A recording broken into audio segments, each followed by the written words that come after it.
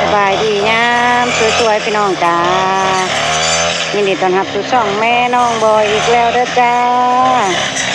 มาตัดหญ้าให้งัวพี่น้องหญ้าเป็นรกคักรกแน่ก็เลยถือโอกาสที่มาเอาหญ้าออกให้ดอกกระจิ๋วเลยพี่น้องนี่ที่ประบัวว่าไว้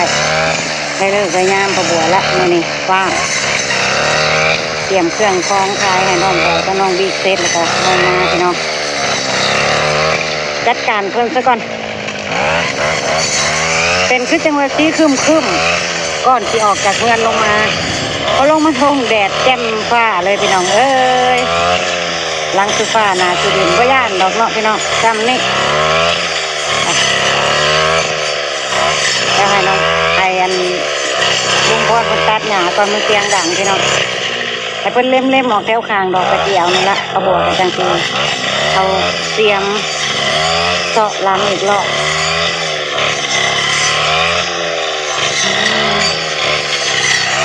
แจมตัวกระบัวออกให้เพิ่นก็ขึ้นดื้อเลยนะพี่น้องเลยนะอันนั้นดอกกระเจียวนะแล้วเพิ่นก็เกิดดอกให้ป้าบัวกินแล้วเนาะหลายเติบอยู่ทำกินในครอบครัวนะเขากินดอกกระเจียวป้าบัวซื้อเขากระดอกละบาทเลยพี่น้องกระบัวซื้อกินซื้อที่ก้อนนะก็เลยว่ามากินตามมาปลูกกินเองก็ต้องซื้อ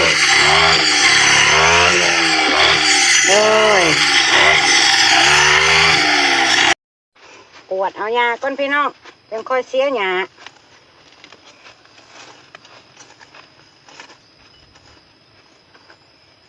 เสียหมดอย่างนี้เนาะ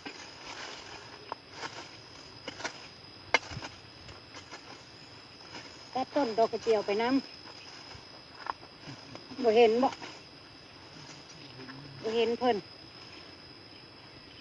ก็ตัดเพิ่นน้ำแล้วก็ป้งไม้ดอกถอนมัน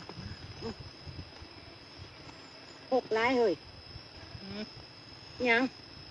พ่อขาดมึงไปเลยมูยังตัดหดคองพังแน่พี่น้องลุงพรนะมีตัดมันนำนี่ก็ไปดูนะมันไม่เห็นเลยไปเรื่อยเนาะ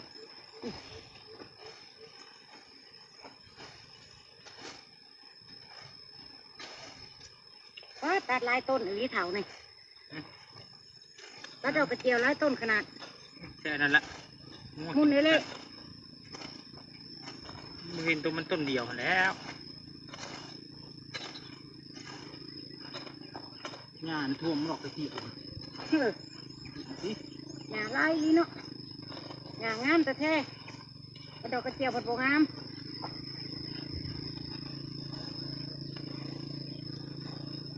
ตัดไปตัดแล้วปล่อยตัดเลยนะว่าจะเอาเสียมคอยเซาะเพิ่นออกไปนี่พี่น้อง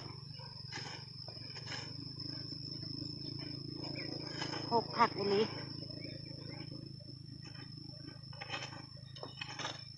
เอาเสียมคอยเซาะตามเงาเพิ่นออกแล้วเนาะโอ้ยตอนบ่ลงมาคือบ่แดดพี่น้องเอ้ยบ่ลงมาพอแดดคักแดดแน่แท้ใกล้เงาหมดแล้วใกล้แน่ก็ยาเท่านั้นแหละจะเกี่ยวมาแถวเดินหนึ่งก็โทษลืมหัวทงมือ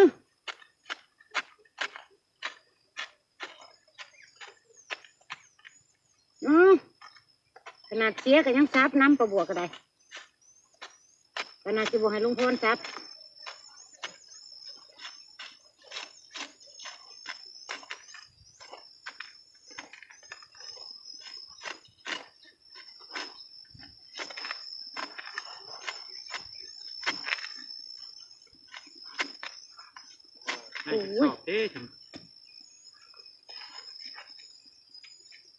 หอนพี่น้องเอ้ยนี่ขาโบตายเนาะหญ้าแขวมูนี่อุ้ยฮ้อนมันจะมาแดดกระดกกระเดียบมาแดดกันนี่ตอนพอท่านได้ลงมาคือจังบริแดดแห้งป่านนี้คือว่าแล้วแดดใกล้สิเที่ยง พักก่อนพี่น้องพักก่อนโอ้ยมาดูตอนแดดพี่น้องเพื่ออะไรสะโอ้ยมืบมับแทบันนี่ฮะ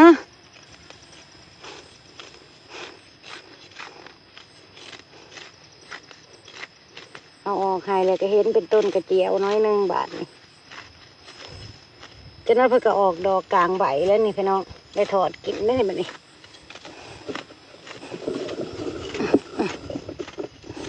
มันบ่อยากห่วมมือซ้ำมันอยู่กลางแดดพี่น้องกล้องประบัวก็ได้นะกล้องประบัวมันก็บ่อยากห่วมมือประบัวซ้ำมันอยู่กลางแดดโอ้ยพ่อใหญ่พรนี่จะซ้ำหัวดอกกระเจียวออกแล้ว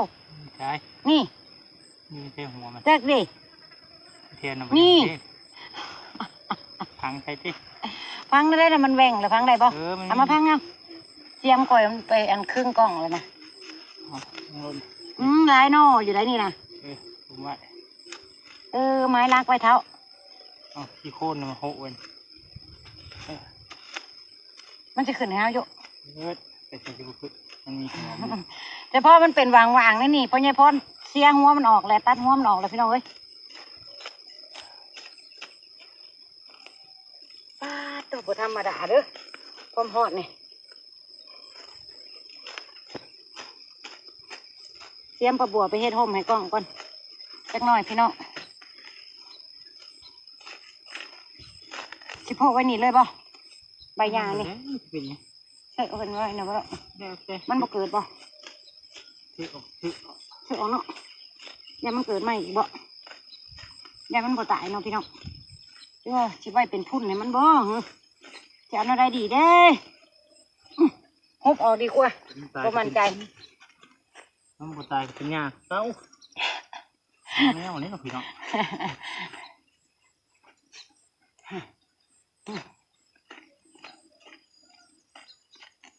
ปีที่แล้วได้ก่อนละต้นปีนี้ได้ก่อนละหลายต้นอยู่นี่ที่5-6 ต้นก็มีที่ได้กินดอกหลายกี่ดอกเสียแล้วเรียบร้อยแล้วก็เอาพุ่นขี้งัวพงมาโหยใส่เหงามันเนาะน้ำนะ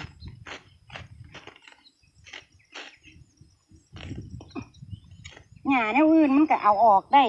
แล้วก็แล้วไปเลยอยู่ดอกพี่น้องเอ้ยหญ้าแขวมูนี่นะนี่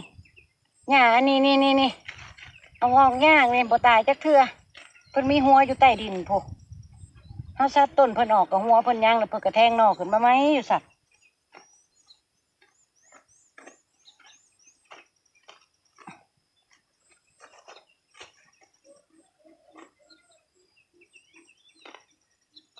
ใครเนี่ยเลยแนมเบิ่งกับหันใจโล่งในจังหน่อยมือนั่นและมือนี่บ่ได้มาเอาออกจักเทื่อไปทางไม้อยู่เลยเนาะอันได้ก็จะเทศวางแผนเอียงไว้นะบ่เคยได้ดังแผนดอกไปไม้อยู่เลยประบุอันนะพี่น้องเว้ย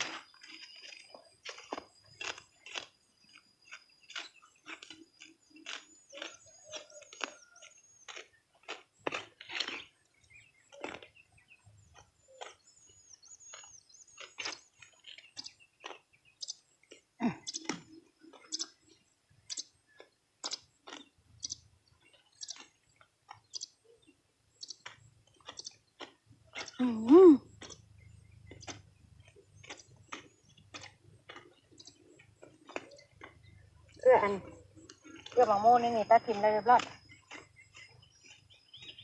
ไปอยู่เครื่องทั้งหยา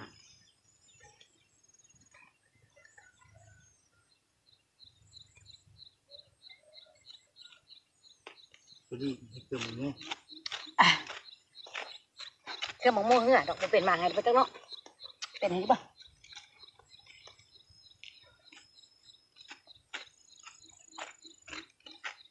ดูมันนั่นนี่ตัดบ่ต้นนั้นก็ได้ตัดแล้วบดีใส่เครื่องตัดให้เนาะมันก็ตัดต้นกระเจียวไปน้ำมันแล้วผาดไปน้ำยามันแล้วก็ถอดยอดขึ้นไหมมันบ่มีโจ๊กขยันแต่แบบคือเขาเจ้าเสียหยามันน่ะเนาะไปเนาะแจ๊กใส่การเ ถือว่าเสียเนี่ยมันจะขาดเป็นต้นตัวนี้สิ ถือคือกันบอกจกขยันก็ถือคือกันบอกเอิ้นจกขยัน ครับ โอ้ยพี่น้องแดดแห้งให้เปิ้นบดซะก่อนจังว่ากันต่อพี่น้องป้าบัวหมุนเขาห่มมันน้ำกล้องก่อนสำเร็จแล้วพี่น้องเหลือเงาเดียวให้พ่อน้องบอยลุยเสร็จแล้วก็สิได้ขึ้นเมื่อบ้านเมื่อเฮือนแล้วพี่น้องเอ้ยมันห่อนกระเดาะจังมาเสกเบื้องใหม่อันใดเพิ่นเอาออกบุเบิดก็จังมาเอาเพิ่นออกใหม่พี่น้อง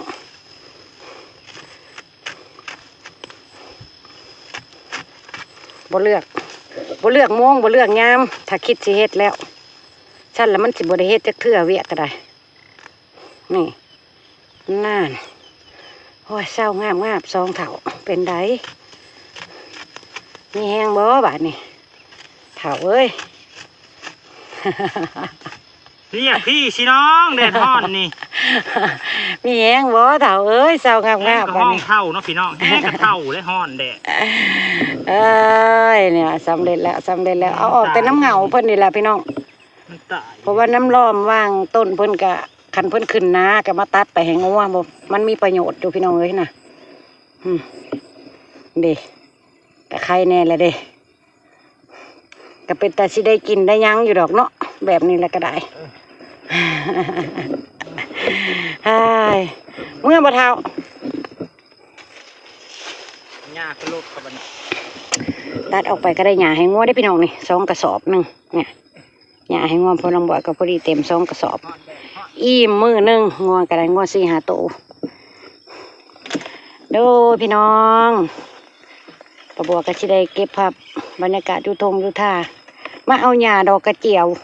มื้อนี้ไว้ซ้ำนี่เด้อจ้ะพี่น้องจ้านี่เอาออกให้เพิ่นเรียบร้อยไปเลยก็พี่ ข น้ อ อบ ง คุญขอบคุณที่เข้ามาเบิ่งเข้ามาชมเข้ามาให้กำลังใจป้าบัวเด้อพี่น้องจ้า แดดฮ้